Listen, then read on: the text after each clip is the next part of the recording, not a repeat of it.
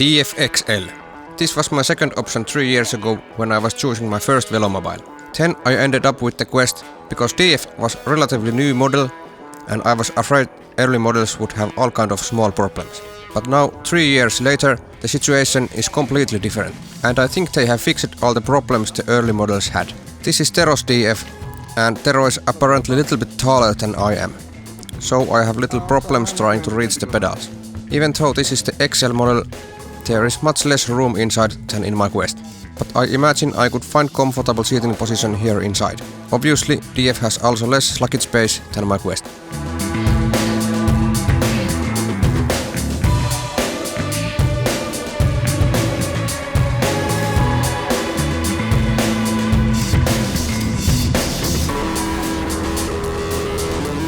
Oh, this feels stiff. Very stiff compared to my Quest. Yes, the drivetrain feels very stiff. That might be partly because Tero has made some upgrades and added some extra support near the rear swing arm mounting points. So this probably is more stiff and solid than the factory model. The steering feels very responsive and the overall feeling is very good and solid. There is this air intake at the nose.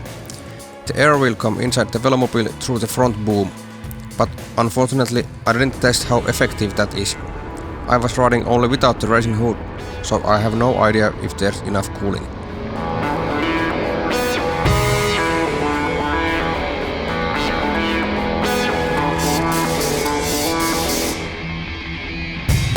There are these useful service hatches at the front